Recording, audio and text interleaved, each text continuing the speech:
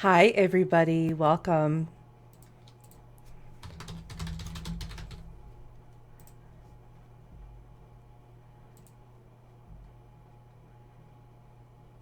Okay, looks like we are live and we're in the right place. If you can hear and see me, do me a favor, please, and let me know in the comments section.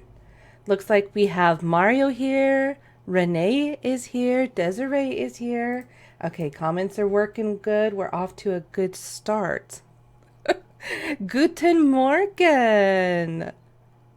Oh, thank you. Thank you so much. Danke. Hi, Brittany. Hello, Kirsten. Good morning. Good morning. Okay, so it looks like everybody has found us. Terrific. So I wanted to welcome everybody in, but I thought I might do it in German. What do you think? Do you think I can do it? I've been taking German classes for about 2 months now. I've taken about like 7 different types of classes. Like you learn about like food and how to order things, how to say hello, and things like that. So it has all been a culmination to this point. Can she do it? Hi, Laurie. Good to see you. Mary, Sharon. Great, everybody. Okay. So here we go. Moment of truth. Hallo zusammen, guten Morgen und guten Abend. Willkommen in der heutigen Klasse. Mein Name ist Christina Quick und heute werde ich Sie über deutsch-amerikanische Volksmagie unterrichten. So how did I do? Hello, everybody. Good morning and good evening. My name is Christina Quick. Welcome to today's class. Today, I'm going to be teaching you about German American folk magic. Oh, thank you, Desiree. I believe I got that at Walmart because I went to Spirit Halloween and I couldn't find any good light up jack-o'-lanterns. Looked everywhere, found it at Walmart, I think $15. So see if they have it there. Jennifer says, Guten Morgen, fantastic. Thank you so much. Been working hard on that. Been working very hard on that. Hi, Marissa. So tell me, before we get started, and we only have an hour, um, the most difficult part, I just made some tea. Mario, I got this from Mario. It's available on his website. I have to tell you real quickly, I really love this thing. I'm really starting. I got it and I knew I'd love it, but I didn't know how much I'd love it. And let me tell you why. Because so I work at home, as most of us do, and it's getting cold here. And so whenever I go in and make coffee in the morning, I make giant, like vats of coffee or tea because I don't want to have to keep getting up and getting down. Well, this has been great because it's glass. And so if you pour boiling hot water in here, and this will last you several cups, right? So I just take this into my office in the mornings now and it will last me till lunch. It's awesome. You could even use it for coffee, I'm sure. So, yeah, do check that out. Mario has those available. I knew I'd like it when I got it, but I actually like it a lot more than I thought I would. Hi, Latanya, Jaden. That was super. Thank you, Mario. Much appreciated. So tell me, before we get started, really, how many of you have experience with German folk magic, or how many of you come from German culture, whether that's German in Germany or German America? And how many of you, even if you don't come from that culture, how many of you are interested in German culture? It's kind of all over the place. We're right in October. Oktoberfest is going on. There's so many things that are inherently, especially in American culture, that is inherently German. There's a lot more than people probably think. You know it. Yes, yes, yes. Hi, Tina. Hi, Julie. Good to see you. Thanks for coming in. So I figured I would just briefly kind of talk about my history, like my story around German American culture, and then we're going to dive right in because honestly, I hope I have enough time to fit everything in that I wanted to today. I had to condense it several times, but I think we left off at a good point. And actually, if you follow me on YouTube, which if you go back to this video after we're done, I'll put all my links to everything in the comments so you can find that later. But if you follow me on YouTube, actually, I will be posting at least one more class on German American folk magic. I will be teaching that next week. Okay, so there's a continuation. If you really like today's topic and you find it interesting, then I invite you to get on my social media so you can see the upcoming classes. Okay, so we actually have a lot of people here. Yes, Pennsylvania Dutch, exactly. That's exactly who we're going to be talking about today, Jaden. Yes. Little German, grew up near Pennsylvania Dutch, saw the hex symbols. Mary, she says, my maternal grandfather is German. Both of his parents came from Germany, loved the food. Okay, so my maternal grandmother, that family, is actually from Pennsylvania. They are from Salzburg and also Harrisburg kind of areas. So I have a whole half of my family that's still, even to this day, in Pennsylvania. My grandmother remarried, and she met a very, very nice naval man, or not a naval man, excuse me, Air Force man, and he basically moved that little branch of the family out to Arizona. But my grandmother grew up steeped in the Pennsylvania culture. And she definitely was someone who I would consider was mostly of German heritage, but she also grew up in that area too. The last name is Schaefer, by the way, if anybody's curious. Schaffer, I want to say. So they're from the Schaeffers on that side. My childhood was very normal. There was no like German heritage pride or anything like that. That wasn't even nationality or not nationality, but heritage is like ancestry is not even something I even really looked at until much, much later in my life. Yeah, Lancaster County, born and bred. Stayed in the area a couple months. Really enjoyed the weekend markets. Oh yes, I mean, if you ever have a chance to visit an Amish a market or just a market that has Amish prepared foods, that you cannot go wrong. Anything you buy is going to be pretty good. They're very, very famous, known for their breads and their baking, especially. So if you really like pie and you really like, sweet kind of things like that, you would really, really like some Amish markets. Yeah. Going for the art walks, sure. But the thing about my childhood that I remember, and I'm sure if you grew up in a German type of household, was the very, very first thing, the very first food I ever ate actually was sauerkraut. They I grew up eating sauerkraut. My grandmother, and for me, it was all about connecting to my German heritage through food mainly. There was that aspect of, and some superstitions, like we'll talk about some of those today, but it was mostly through food. I mean, probably every single week, my grandmother would be making some type of pork and cabbage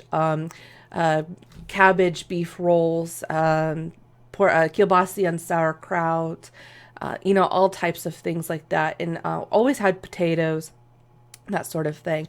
Apples. If you have a German grandmother, she probably force fed you applesauce like mine did. And applesauce is a cure-all, good for everything. Like scrape your knee, fall down, scrape your knee, applesauce. Have a headache, applesauce. If you actually feel good that day, applesauce to keep the bad stuff away to ensure you have more good days. So, being force fed applesauce was like a cure all remedy for everything. Jennifer says sauerkraut is so underrated. And you know, what's really interesting is the store-bought sauerkraut is not that great. You know, it's okay, but it's not that great. What I'm really excited is because I love kimchi, which is a Korean version with red pepper paste, a Korean type of sauerkraut. It's called kimchi. We're seeing that that is becoming super, super popular in American culture right now. So I am hopeful that there will also be a revival of sauerkraut because the stuff that you get at the grocery store, it works, but it's not like real sauerkraut, you know, the thinly shredded kind of thing. That's okay. And in fact, you know, I'm going to give you guys a recipe today that I'm making. It's the pork and sauerkraut. And I totally recommend, like, you know, draining and kind of washing the store-bought sauerkraut because it's just not as good as the real thing. Yeah, right? They just keep filling the bowls. That's the thing about the Amish. Yeah. Lori says, both my grandmothers are German. Yes, love through food. All foods you mentioned were staples in our meals. Yes, so it was always about the sausages, always about the pork, the sauerkraut, and apples and potatoes. And those were like our main things that we ate all the time. We just started making our own sauerkraut. Wonderful, Tina. That's amazing. So that's really, really cool. I would love to get to that point. I want to get myself a nice big crock and, you know, make it a little bit more of the traditional way. And I like the bigger pieces of sauerkraut rather than like the small shreds. I like the meaty sauerkraut where you stick a fork in it and, you know, it's something. There's some substance to it, right? So great. So a lot of you were actually, you know, have experience with this. Jaden says, I hated sauerkraut, but was forced to eat it with pork every New Year's for good luck. As an adult, I now love it and don't go into the new year without it. Exactly. I remember, I'm with you there. Like I've had a love-hate relationship with sauerkraut. I'm in a love relationship with sauerkraut right now. Okay, so I'm going to switch us over. Give me just a little second to work some magic on the back end here. And I do want to make sure that I can see everybody's comments at the same time. So give me a second while I finagle myself around here.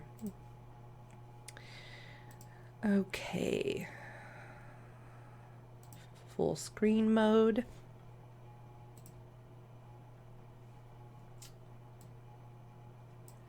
Okay, can everybody do me a favor and let me know if you can see the screen? Oh, right, exactly. Jessica says she's a vegetarian, so you can get behind the whole fermented vegetables part. Yeah, for sure, for sure. You know, actually, I was vegetarian, vegan, raw vegan in that order for about 3 years, and it really, really taught me to really learn how to eat my vegetables and love my vegetables, right? So because you get to learn all the really neat tricks about how to prepare vegetables. And fermenting vegetables is a great way to get them down and to learn to like them.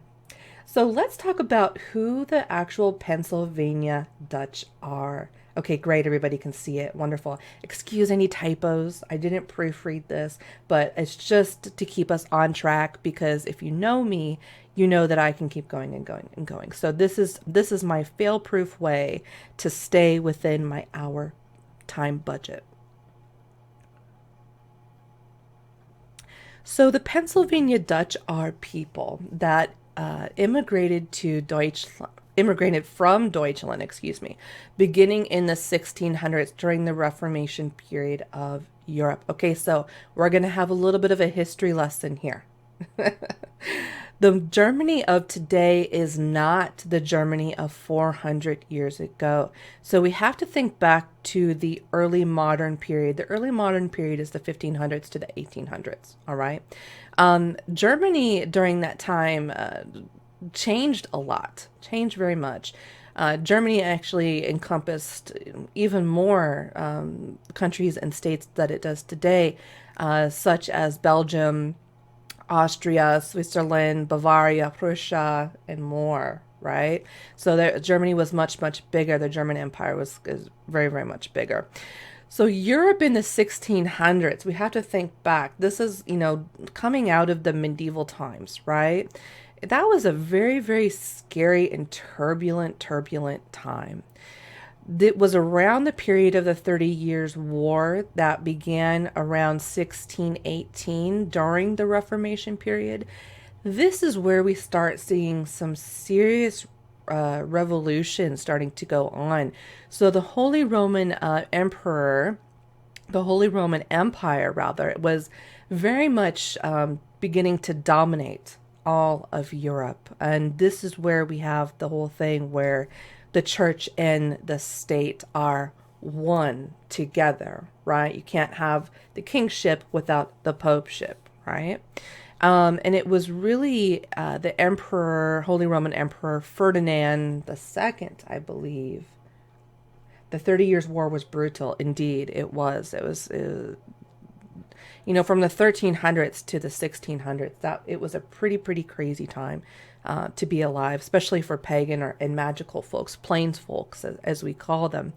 It was Ferdinand II that tried to impose Roman Catholic absolutism over German territories where there was still a very large ethnic kind of folk magic that was still going on, their own pagan types of spiritualities. And so during that time, during the Reformation era, this really splintered much of the unification of the Roman Catholic Europe, central theme here, and the acceptance of the Pope as the ultimate authority.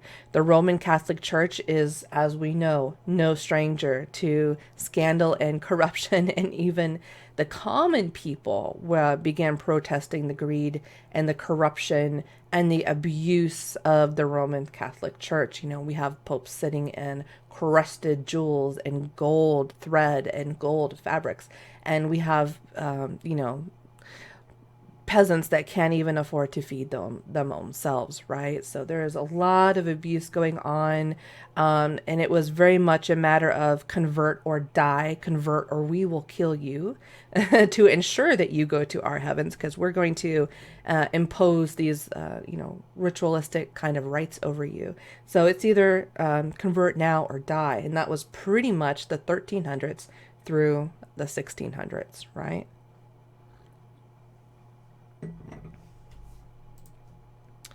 At the head of these protests were the Protestants. Okay, so the word Protestant is based on the word protest and vice versa.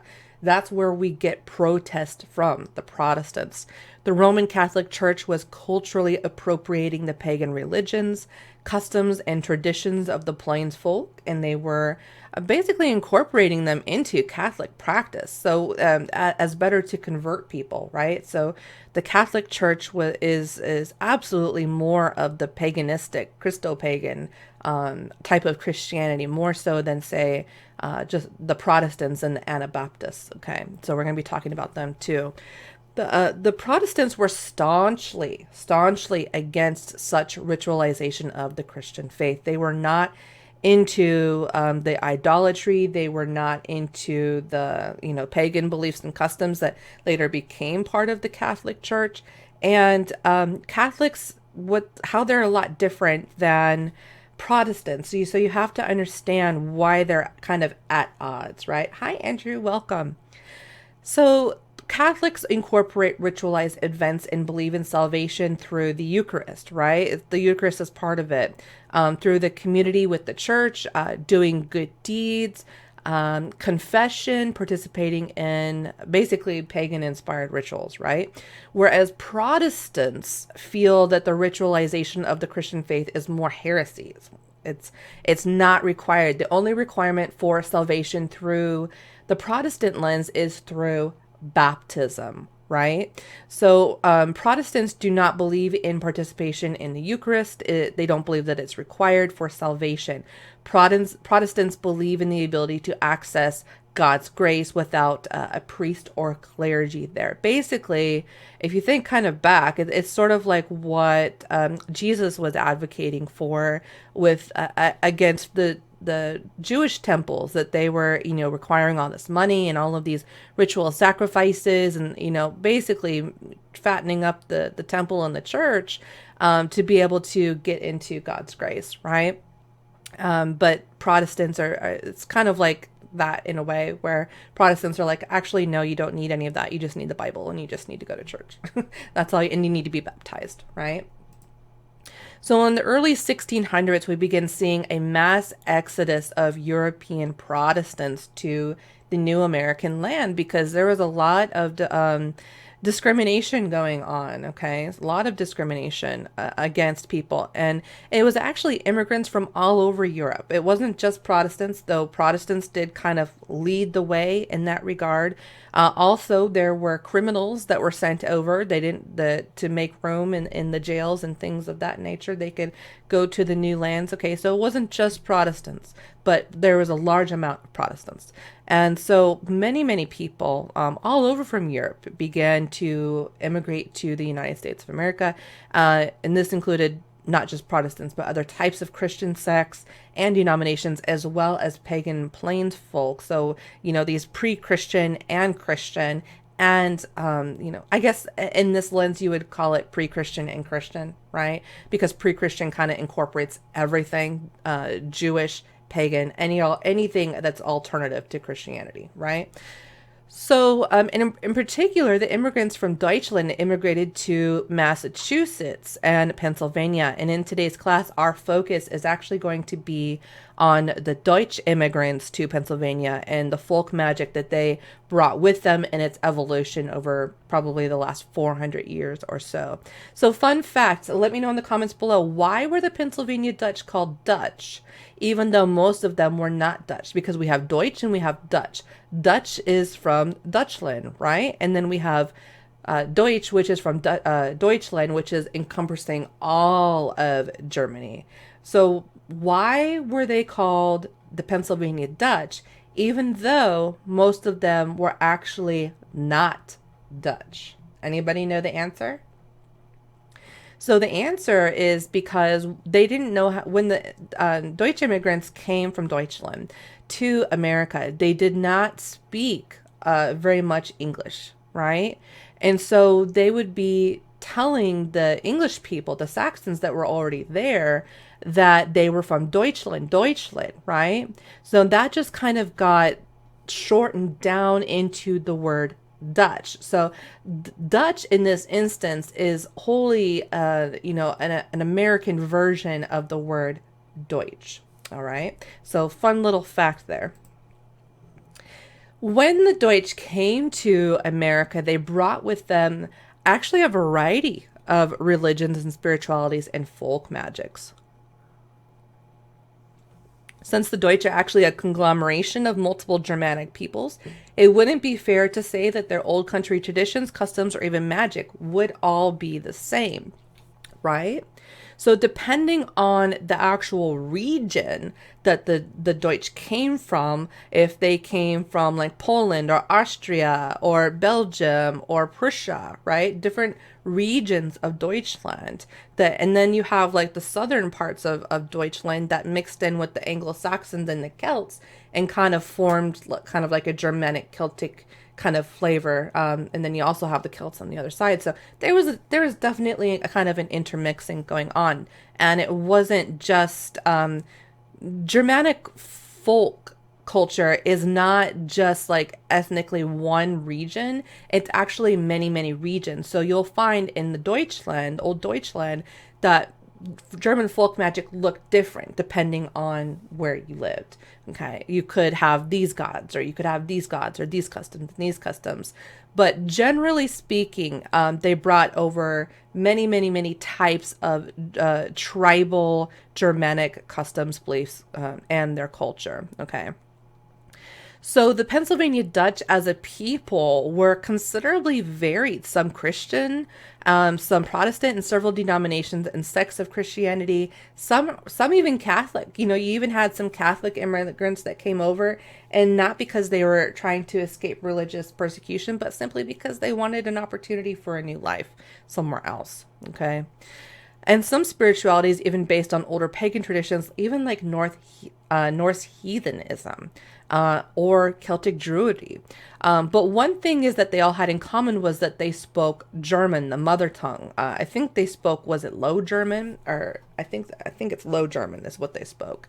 And they spoke very little English. And if you actually look at the German language, a lot of it will If you hear it, a lot of it you will be able to pick out English words from that. It's because they kind of branch off a similar language. But they spoke very, very little English. So they kind of they had to put their differences aside for a moment because it was about survival, if not for long enough to set up camp and kind of begin living in communities together, right? So the Deutsch faced many hardships like language barriers and discrimination from the Anglo-Saxons or the British English immigrants who already spoke English and could more easily navigate the new worlds. It was this struggle that actually unified the Deutsches, at least for a time. And Pennsylvania powwow, it became a way of life, a way of survival amongst the early Deutsch settlers. And what they did is they utilized folk remedies from the old country, and having been deeply ingrained in their way of life, their newest struggle was learning the herbs of the land. Some settlers brought over seeds, some brought over seeds that just they didn't have the right temperate to grow here. But the reality is that seeds and crops and setting up a new settlement, man, that takes time. That could take years because you have to grow and then you have to save seed and you have to make sure you have enough to feed. It takes years to stockpile, seed reservoirs and things like that. But seeds take a lot of time to grow, which is not very helpful if you happen to have a sick child or you happen to have livestock that's ill. So powwows had to adapt their herbal healing knowledge and do it quickly. They also had to rely a lot on faith healing. Okay. Jana says, my stepmother's family is Methodist. So I was baptized under Methodist. So I've actually found that a lot of Pennsylvania Dutch are baptized under Methodist. So that's what I was actually baptized is Methodist. Fun fact, why is Pennsylvania folk magic called powwow? Isn't powwow a Native American term? So who knows the answer to that? So the answer is that when the early Dutch settlers came to America, they had a type of folk magic already, folk practices already, and they didn't understand. They wanted to kind of share what those practices were or have a word to describe them, right? And so they would observe the Native Americans in the area. One, they would try to at least be somewhat cordial, a little teeny bit to the Native Americans in the area, because they relied on them to really show them the herbs of the land and, substituting, okay, this herb for this herb does this herb. And so you would have the medicine people, and the medicine people kind of come together, right, and trying to trade over those things. But they witnessed the Native Americans performing a powwow. So if you don't know, a powwow is it's like a social event that some Native American tribes will host, and it can also be intertribal. So you can have it's just like a big party, and people come and you socialize, you get together, you meet people, you cook, you eat food, you celebrate, share your traditions and customs, and dance, and that's a big part of it is dancing. And so they would see them performing this powwow, and they would see the Native Americans dancing and drumming and stuff, and go into this trance type state, right? And so the powwows are very, very, very also much into doing trance mediumship and trance channeling. The only difference is they do it through the Holy Spirit instead of through other spirits and things like that.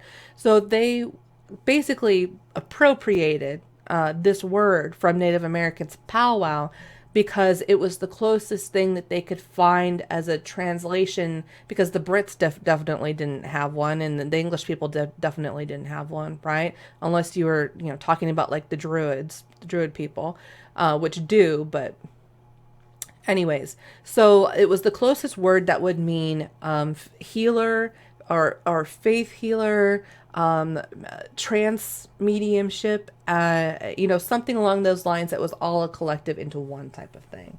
Hey, Susie, good to see you. Good to see you. So that's why it's called powwow, even though technically German American folk magic has very, very, very little, if not nothing, to do with Native American spirituality. Okay. So, Pennsylvania powwow is a living, breathing evolution of ancient Germanic tribal beliefs, customs, traditions, and herbal medicine. Inspired by Native American spirituality and practiced alongside, even utilizing the Bible as a grimoire, different, diverse sects of Christianity, particularly pulling from Old Testament scripture as opposed to New Testament. When utilizing the Bible, scriptures, psalms, and even lesser known, mostly forgotten texts like the 6 and 7 books of Moses are utilized for magical workings. So this is kind of like the evolution. So the first couple hundred years, it was kind of like what I was just talking about. Now, during the Age of Enlightenment, we have this kind of resurgence, this renaissance of Western mysticism and occult writers. We have people like Mathers and Levi, people that some of you might know, people like Arthur Edward Waite, Aleister Crowley, very similar kind of like vein. You can kind of track the root system that kind of goes through there, or just generally Hermeticism in general. But we see during this, 18th and 19th century, we also see this evolution of German powwow becoming even more Christianized, because the very, very early powwow was not as Christianized as powwow is today, because it was very, very much based on the old country and a little bit of Christianity as through the Protestants. But again, the Protestants were not the only ones. There was many, many different types of powwows. And so then we see in like the 1700s and the 1800s, we see this leaning towards more biblically based magic. That's when we start seeing things like Solomonic magic, the rituals like the banishing ritual, right? And so we see this, and that kind of coincides a long time, because also we have south of that, we have things like hoodoo and conjure kind of coming up around the same time, that was influenced by the African American slaves at the time.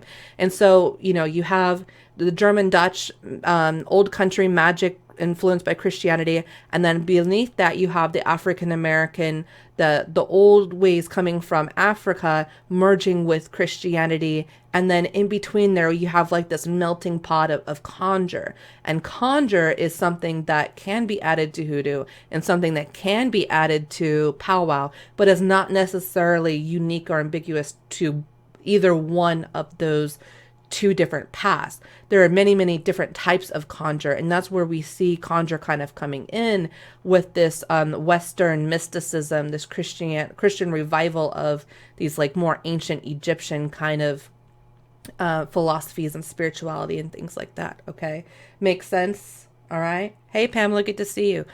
So, Western occultism begins really influencing powwow at that point. And the main thing I'm trying to suggest today, hey, Emily, that's where I live in Pennsylvania right now. Yes. So you're very, very familiar.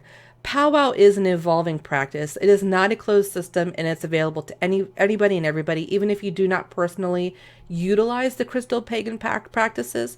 I am not Christian. I'm not Catholic. I'm not practicing in any respect to that. I am going to have to get on my soapbox for a minute, because a lot of the resources that you read about powwow all really state the importance of having to be a Christian and having to have been baptized and to have faith in order to practice powwow. That's the soapbox that a lot of authors kind of get on. But I think in a way that it really denies the other people, the other Pennsylvania Dutch immigrants that came over and also practiced powwow. So you're going to have two camps of people. You're going to have three camps of people.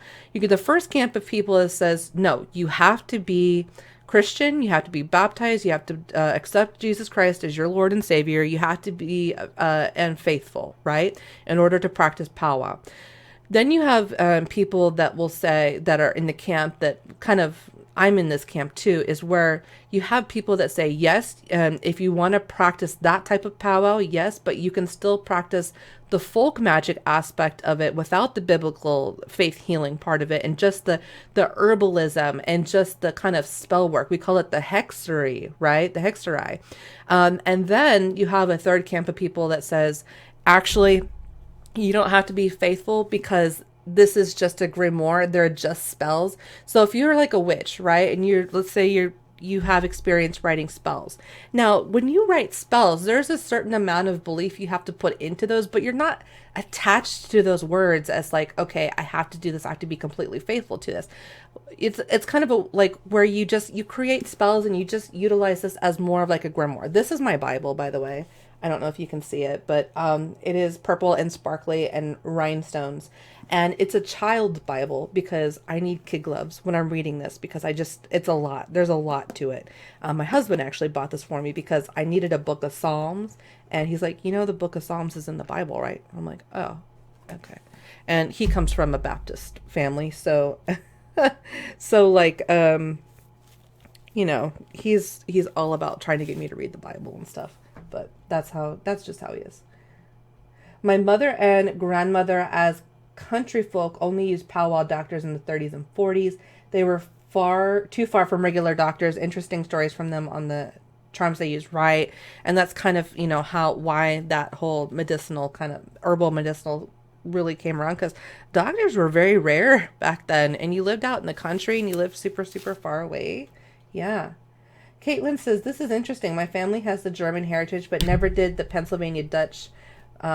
We are newer to the state. I love seeing what changed and when they came over versus those who stayed, right? So that's an interesting part of it.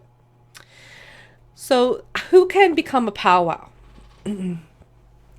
This is the traditional way of becoming a powwow. The traditional way of learning powwow is an ear-to-mouth tradition. Thank you so much, Latanya. Thank you. This means that powwow should be learned orally. Things have changed. The internet has come around. Okay. So as long as you're learning from a teacher, I think that's the way to go.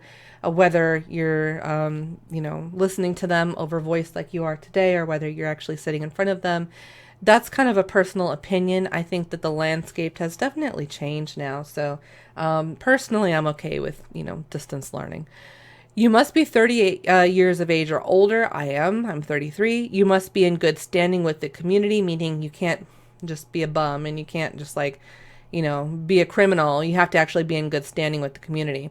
You must learn from a teacher of the opposite gender. Males can teach females. Females can teach males. This exclusion is if you have at least one person of the opposite gender in a group study. So if I was, as a female identifying person, if I was going to teach a class, I could not teach another woman unless she was in a class with a man. Okay. So it's taught male to female, female to male. The only exception is in a group study. You can have as many people as you want, but there has to be at least one person of the opposite gender. You must believe that Jesus of Nazareth existed, that he was a real person, and that he martyred himself. Whether you consider yourself a Christian or believe in salvation is a whole other matter. Bottom line, you must believe Jesus at the very least once existed and recognize him as an extended master. He is the point of entry or the gatekeeper for the grimoire work as it relates to the Psalms. If you don't plan on actually utilizing any of the biblical magical aspect of powwow, then this is not something you have to worry about. But if you do want to use the Bible in any way, shape, or form, then you do have to believe that at the very least that he existed and that he martyred himself. Curious as to why there's an age limit. If I had to speculate, it's because you probably are done having babies at that point. Or you have at least reached adulthood and you should be somewhat established. You should have your own farms, your own family, you should be probably conducive to the community. So there's three main branches of powwow. The first main branch is faith healing practice and what most people consider to be powwow.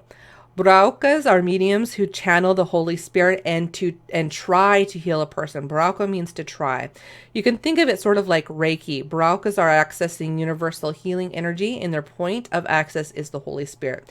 Braukas are what we would consider white magicians. They're primarily focused on faith healing and herbal magic benevolent work. The second branch is Hexery. Hexery is more of the magical aspect of powwow and Hexray incorporates the use of charms, talisman, sympathetic magic like poppets and candlework, and more.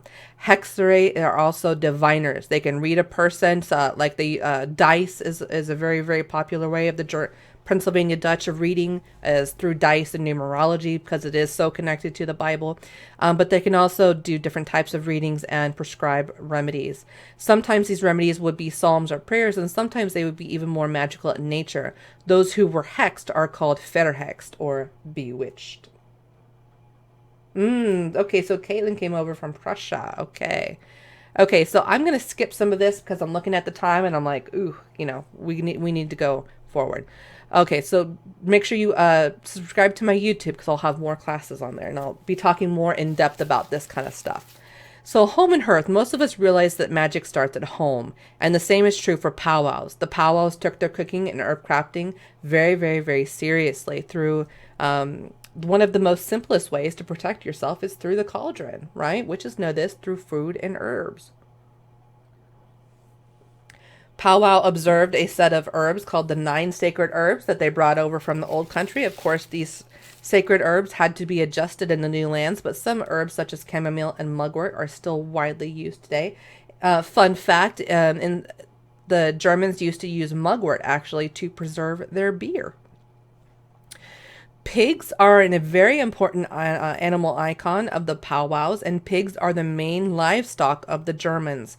If you have a live pig in the backyard, this is a charm for protection against famine. One of the most popular dishes that you will encounter in powwow is the roast pork and sauerkraut. It's a very, very simple dish. It can be cooked with any cut of pork that you like, because the idea is that it's going to simmer over a low heat for a very long time and it's kind of tenderize and fall apart. It's usually served with sauerkraut, and you can even add apples into that.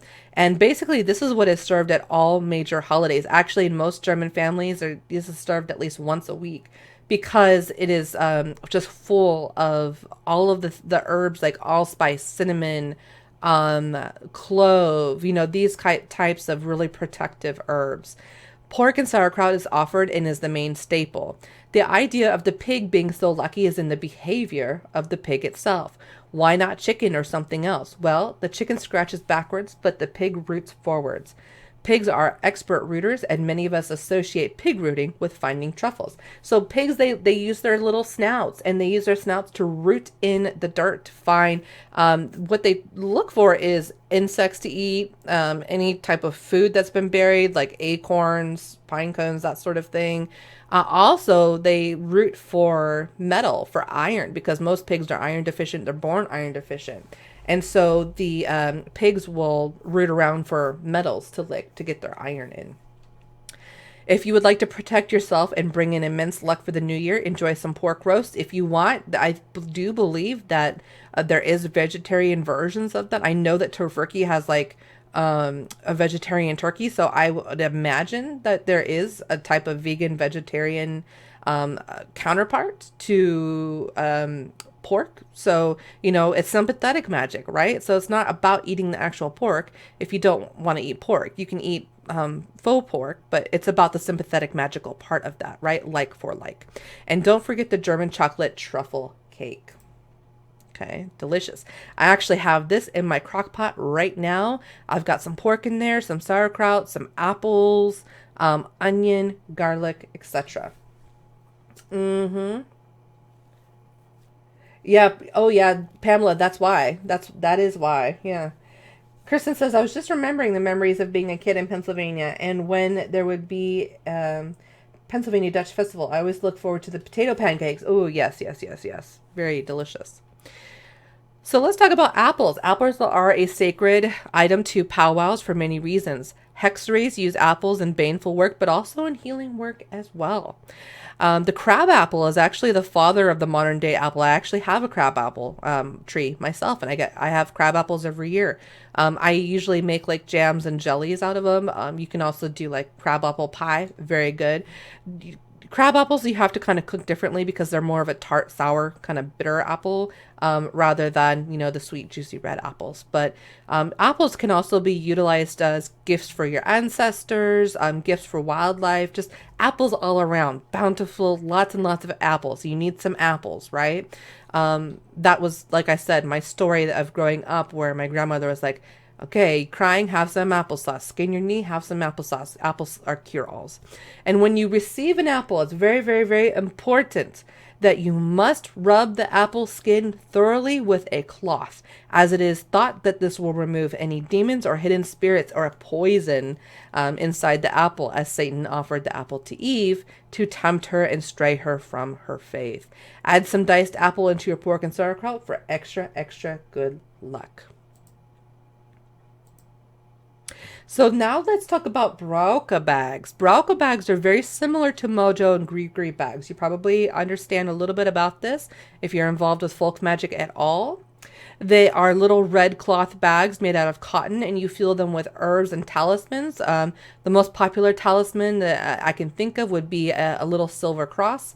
And you can create like a sachet, and like you can create like a little square sachet and sew it with red thread, or you can make like a little drawstring. And actually it was you could paint pictures on the front of the bags. You could also paint hex signs on the front of the bags. And interesting, if you took safety pins, you could create little beaded works, or little you could hang little talisman or little amulets from the safety pins. And so you see some Bronca bags that are covered in safety pins, and they have like little talismans and things kind of hanging off of them.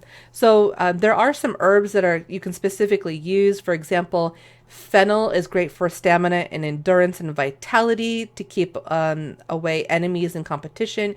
You can also use a fennel infusion with holy water and use it as a floor wash. You could also use chamomile to invoke feelings of calmness, harmony, peace, friendliness, and tranquility. So let's say two neighbors were bickering, two farms were bickering.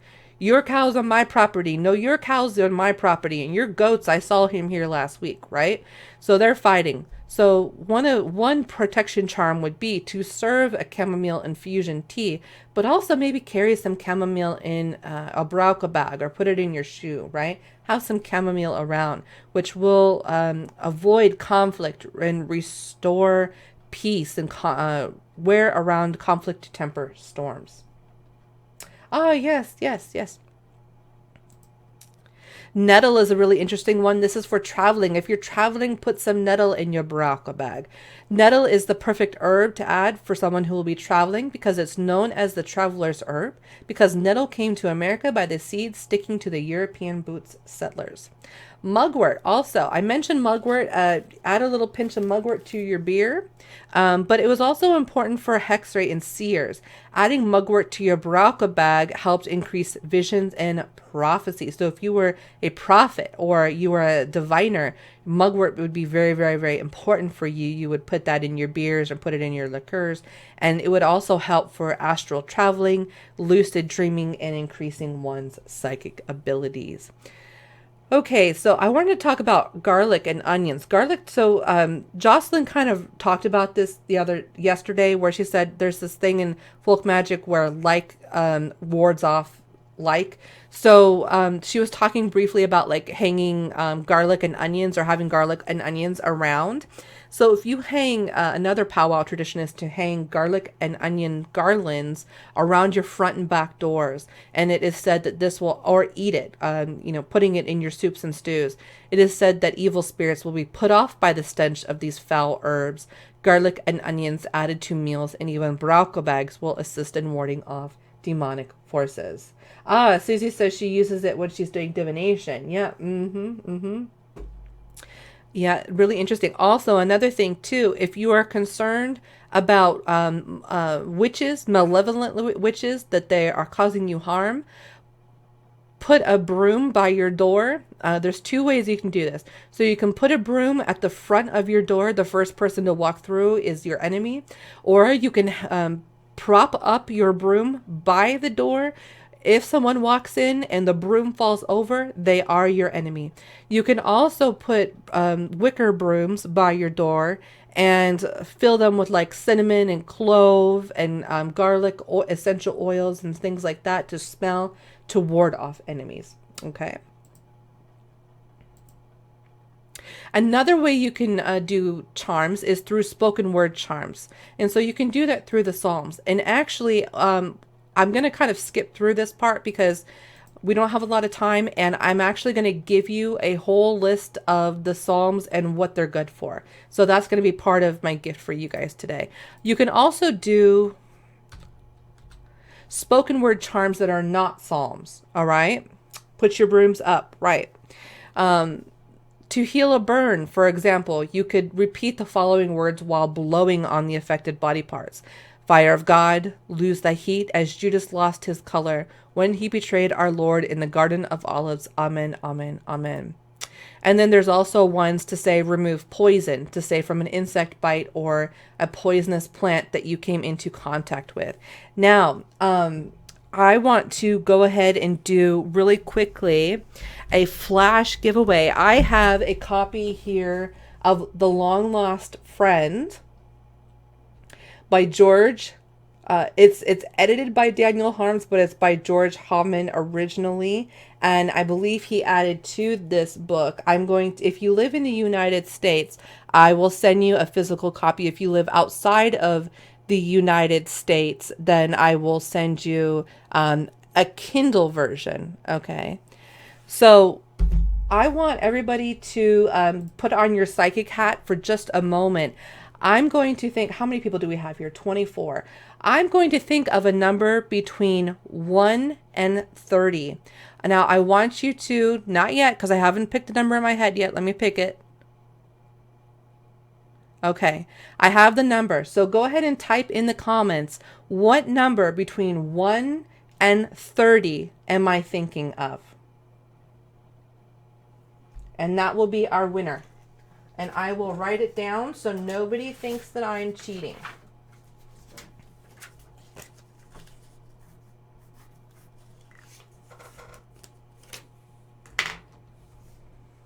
Yes, great book. And I'm going to talk about some other books too. Keep going, keep going. And it's just going to be based on who I see has it first. Sharon 1. Sharon 14. Sharon 14. So Sharon, get with me after today's class and I will be gifting you a copy of Long Lost Friend. Congratulations, Sharon. Congratulations. Okay, for the last probably 10 minutes or so, let's talk about hex signs because I really wanted to talk about hex signs today too. So hex signs are for most associated with just some pretty decor or some cultural art. Hex signs also have a more magical meaning as well. You will find that hex signs in houses on the sides of barns. Interestingly though, in each community of the Pennsylvania Dutch, specific communities and lands will have their own like community sign master. And they will specialize. It becomes like their specialization to develop their abilities and develop their skills in order to create these hex signs. Okay. So, and each community will have their own kind of style and they'll all utilize their own specific colors, like certain, tones of colors. And it's also important that we make this consideration before we continue with this conversation, is that it's important to differentiate between fancy Dutch and plains Dutch, as the communities are not the same. The Amish and the Mennonite communities are considered plain Dutch and did not participate in hexology as the early fancy Dutch settlers did. Amish really don't like being asked about hex signs, so please approach the communities respectfully if you are touring popular hex sign tourism routes. Meg says, I have a hex sign on my barn to protect my goats. Wonderful. Renee says, I painted hex signs for tourists and sold them as a high schooler. That's beautiful. That's so exciting. Okay, so we have one of the first hex signs I want to show you is the Amish horse.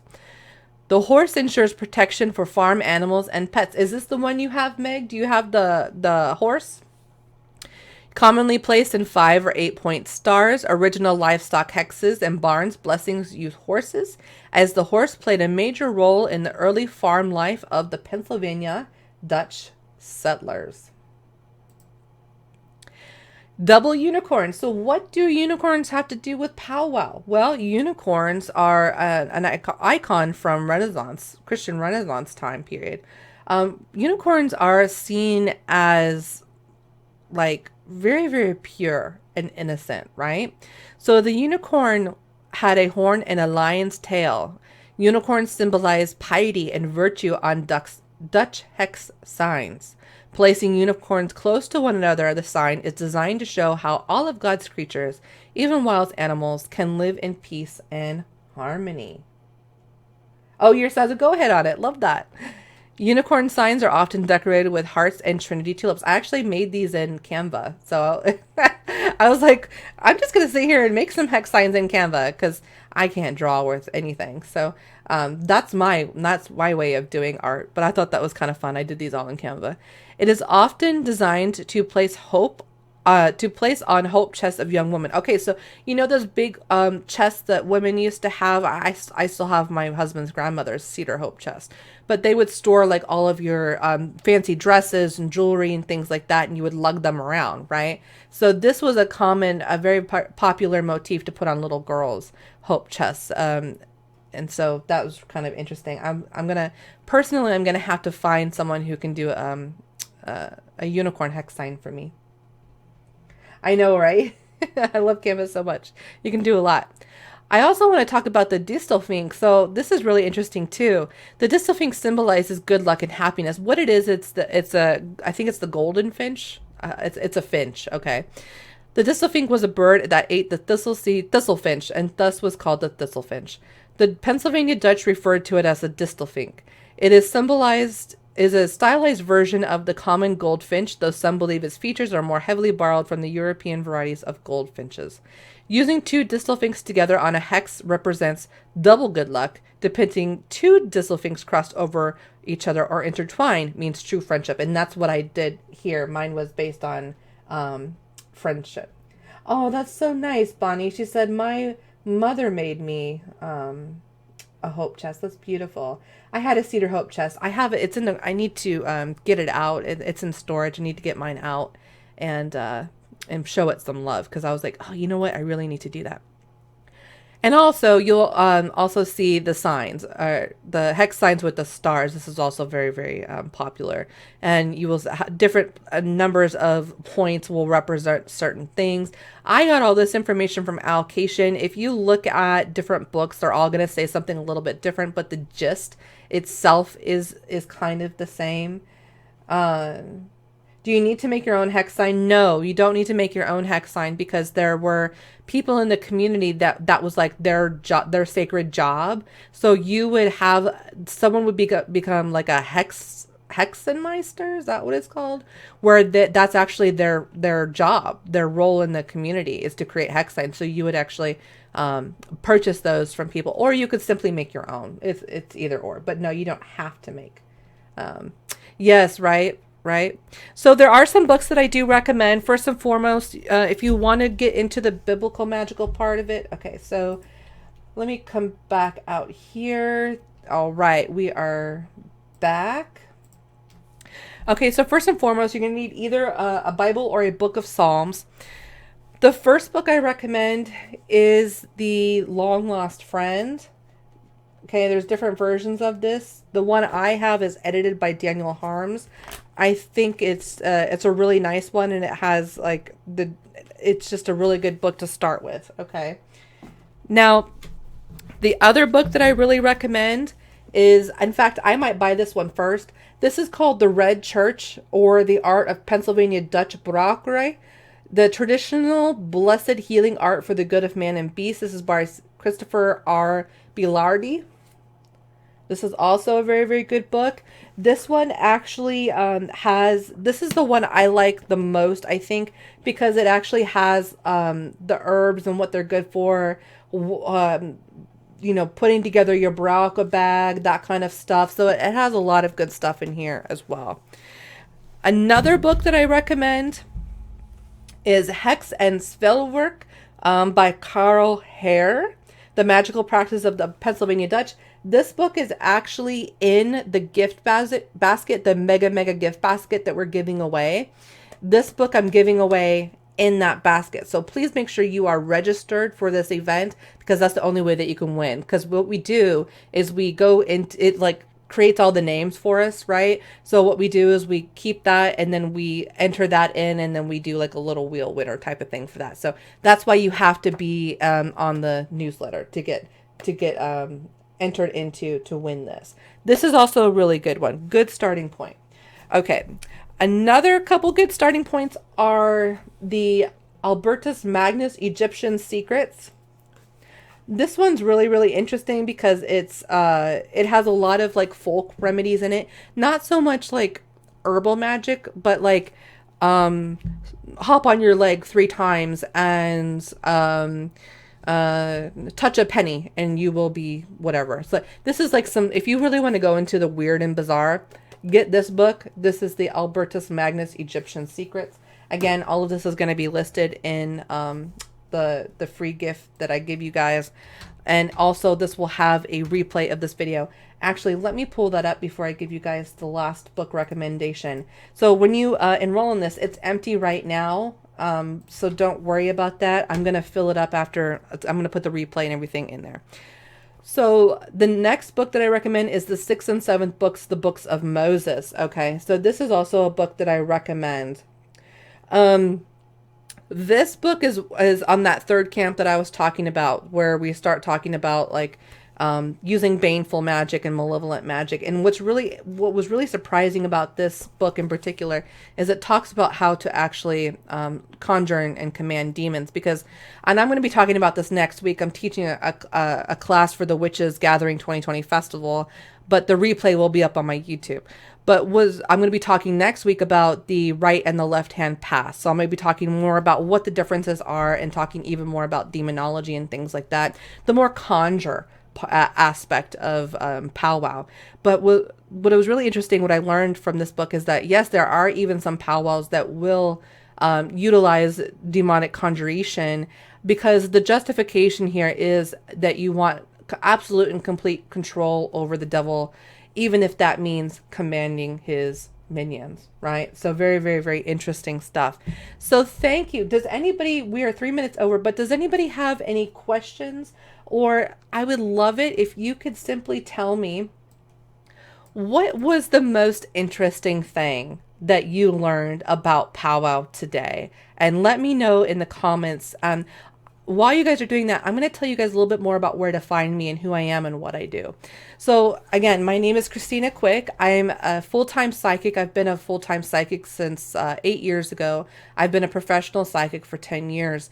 I am now a psychic business coach. So if you like events like the Samhain Summit and you like the idea of being paid to teach, or making a career or a side hustle out of teaching magic, or basically living your magical life, that's something that I can help you with. So I actually specialize in helping magical folks find their life purpose. And I have a quiz that will help you do just that. This quiz, you take it, there's like a couple questions here, and you take it and you kind of find out what your archetype is. You can be, different kind of archetypes of certain types of people. And once you understand the archetype of who you are, I can help you then figure out what is your path to success and actually running a business. And it also includes some introductory videos. So if you are interested in like becoming a life coach, or helping people spiritually or magically, or working with people spiritually or magically to help them better their lives, that's what I do. That's what I can help you with. So I invite everybody to sign up and take this free class. It's completely free. I have a community on Facebook. Let me give you guys the links for that. I have 2 communities on Facebook. I have psychic hotline school. So if you are interested in becoming a professional psychic and you want to learn how to work on the psychic hotlines and make a lot of money doing it and having a lot of fun, you can join that community. I also have a community for my academy. The community for my academy is the Profitable Psychic Business Academy. And what this is it's like my home base. It's like where you can figure out where I'm going to be, what events I'm going to be speaking at. I come in and at least once a week and share something motivational. I do a lot of Q&A. If you're interested in learning how to set up a business, if you're struggling with the tech or you're struggling with the marketing or the content creation, that's where you can come in. And also, we're just really cool people. You know, my communities are not like regular Facebook communities. They actually are an extension of my academy, and they are treated with very, very high respect. And people are just super helpful. You're going to find a lot of really great friends. Okay, so let's see what everybody learned really quickly. Oh, Marissa says there's a thing about commanding trolls in Swedish folk magic. Yes, pretty much. That's pretty much the same thing. The hexes and history of it all. Learning about the healing apples. Also the double finch hex symbols and the unicorn symbols. Cool. Jennifer really liked the Bronca bag. Davine says, I learned a lot of stuff I didn't know about. Very exciting to learn about all of this. Sharon says this was great. It really resonated because of my German heritage. Can't wait to get my hands on that book. I'm excited to send it to you. I'm sure it'll be there by next week. So just get with me on that. And Marissa says, and Christina is awesome. Kendra says, I have to watch the replay. Can't wait. I need to find my life's purpose and get a path to success in magic. Okay, take my quiz, Kendra. That'll get you on the right foot. Really wonderful information. Okay. Oh, danke sehr. Thank you so much, Renee. Thank you, guys. I hope you have an amazing rest of your summit. I will be around today if you have any questions that come up, or you're just interested in talking about German folk magic. Just comment below in here or come join my communities, and I'd love to meet you guys on a more personal level, more intimate level, and continue the conversation. Have a great rest of the Samhain Summit. Susie will be on later talking about Scottish folk magic, which is interesting because we didn't plan it this way, but me and Susie have been friends for like 5 years, so we kind of like psychically, intuitively kind of work together this way. So she's going to be teaching more about the Celtic side of this sort of folk magic. So it will be a continuation on, and it will be very, very exciting. So I will see you guys in the group. Have a great day. Have a great week. See you later. Bye.